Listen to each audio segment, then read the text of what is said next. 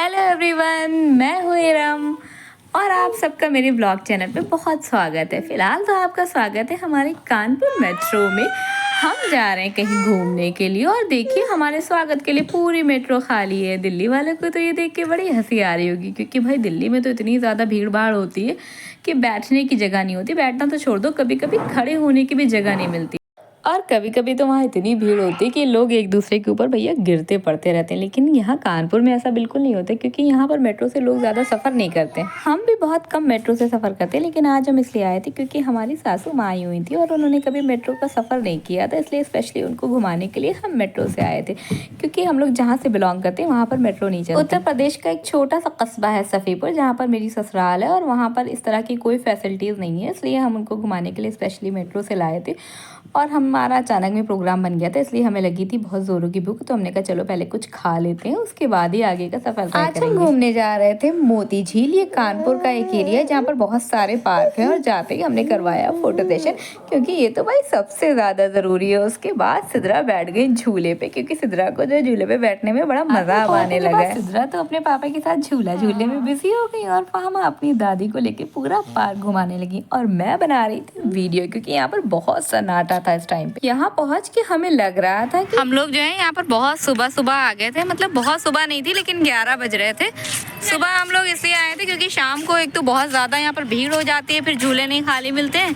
दूसरी वजह ये भी है कि शाम में जब वापसी करो तो बहुत ज़्यादा ठंड हो जाती है, और ठंड में फिर बच्चों को दिक्कत हो जाती है। पामा को भी थोड़ा सा जुकाम है और आजकल बहुत तेज़ हवाएँ चल रही है, मौसम भी बहुत अजीब सा हो गया है, तो इसलिए शाम में जब बहुत ठंडी ठंडी हवा चलती है तो सिद्रा को भी ठंड लग जाती है। इसलिए हम लोग जो है दोपहर में आए थे, लेकिन दोपहर में आने पे हमारा पोपट हो गया, क्योंकि यहाँ पर पार्क बिल्कुल बंद था। हमें तो लगा कि हमें वापस जाना पड़ेगा कहीं और, लेकिन वापस फिर हम लोगों को नहीं जाना पड़ा, क्योंकि जो है पार्क खुल गया था। फिर उसके बाद ये देखिए अब तो यहाँ पर लोग भी दिखाई पड़ रहे हैं, ट्रेन व्रेन भी दिखाई पड़ रही है, लेकिन थोड़ी देर पहले यहाँ पर कुछ नहीं था। हम लोग आए थे तो यहाँ पर बिल्कुल सन्नाटा था।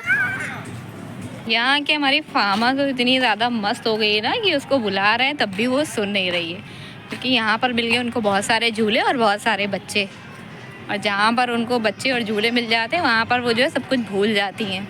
सिद्रा हमारी इस टाइम बड़े सुकून से सो गई है और फामा फुल ऑन मूड में एंजॉय कर रही है। वो देखिए फामा बिजी थी खेलने में और सिद्रा भी सो रही थी, तो मैंने कहा चलो भाई सिद्रा के सोने का फ़ायदा उठा लेते, क्योंकि सुबह से वो सोई नहीं थी और यहाँ पर मौसम भी काफ़ी अच्छा था, तो इसलिए वो थोड़ा देर तक सोने वाली थी। यहाँ पर इन लोगों को लगाई थी भूख, और तो फामा अपने पापा के साथ जाके कुछ खाने पीने के ले आई, और यहाँ पर मिला था सब कुछ अनहेल्दी, मैगी, बर्गर, पॉपकॉर्न, जो कि घर पे मैं उसको बिल्कुल नहीं खाने देती हूँ। पॉपकॉर्न तो मैं उसको घर पे बना देती हूँ, लेकिन मैगी और बर्गर तो कभी भी नहीं।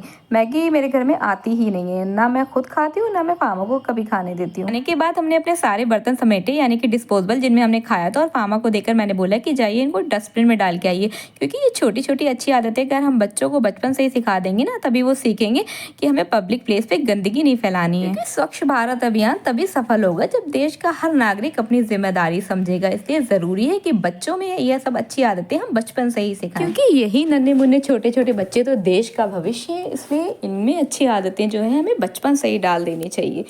उसके बाद फामा को मिल गया था एक छोटू सा फ्रेंड, क्योंकि उसके साथ भी कोई खेलने वाला नहीं था और फामा के साथ भी, तो इसलिए दोनों ने मिलकर खूब सारी मस्ती की। सिद्रा भी जब तक सो के उठ गई थी, और यहाँ पर सिद्रा के पापा कर रहे थे बहुत इंपॉर्टेंट काम, जो कि सिद्रा घर पे करने नहीं देती। सिद्रा की नेल कटिंग का।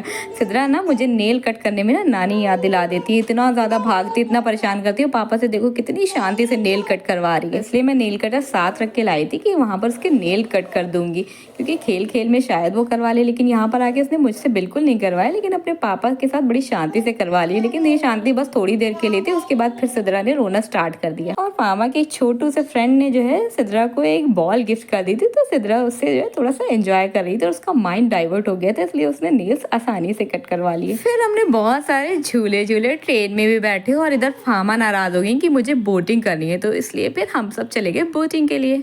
यहाँ का व्यू इतना बढ़िया था और मेरी सासू माँ ने भी कभी बोटिंग नहीं की थी, तो इसलिए हम सब चले गए बोटिंग करने के लिए। और उसके बाद उसमें इतना मज़ा आ रहा था। सिद्रा तो मेरी इतनी शैतानी कर रही थी, तो इसलिए मैंने इनको पापा को दे दिया। तो पापा के पास जाके वो बहुत शांति से बैठ गई थी। हालांकि उसको बहुत मजा आ रहा था, लेकिन वो मेरे साथ रह के कुछ ज्यादा ही शैतानी करती है। मैंने बहुत पहले बोटिंग की थी, काफी साल हो गए, जब मैं छोटी सी थी तब मैंने बोटिंग की थी। हरदोई में हमारे यहाँ एक कंपनी गार्डन हुआ करता था जहाँ पर एक पूल था, लेकिन अब वो बंद हो गया है, इसलिए वहाँ पर अब बोटिंग नहीं होती। सबसे ज्यादा मजा तो हमें बोटिंग करने में आया था, इसलिए आप कभी कानपुर आइएगा तो मोती झील के पार्क में जरूर आइएगा, यहाँ पर बहुत मजा आता है। और अब शाम का टाइम होने वाला था, इसलिए अब हमें वापसी भी करनी थी, क्योंकि बच्चे भी बहुत ज़्यादा थक गए थे और बच्चों की दादी भी थक गई थी। मैंने कहा चलो भाई थोड़ा बहुत फ़ोटो सेशन करा लेते हैं, उसके बाद वापस चलते हैं, क्योंकि कहीं जाओ और फोटो सेशन ना कराओ तो फिर मज़ा नहीं आता, क्योंकि यही छोटी छोटी यादें तो होती हैं जो आगे चल के देखो तो बड़ी खुशी मिलती है। कैसा लगा आपको मेरा ये आज का व्लॉग? अगर अच्छा लगा तो प्लीज़ मेरी वीडियो पे लाइक कमेंट ज़रूर करें, और अगर नए हैं तो मेरे चैनल को सब्सक्राइब करें। सही अच्छी अच्छी वीडियोस देखने के लिए प्लीज़ मेरे चैनल को बहुत सारा support. Thank you so much for watching. मिलते हैं नेक्स्ट व्लॉग में। बाय बाय, अल्लाह हाफिज।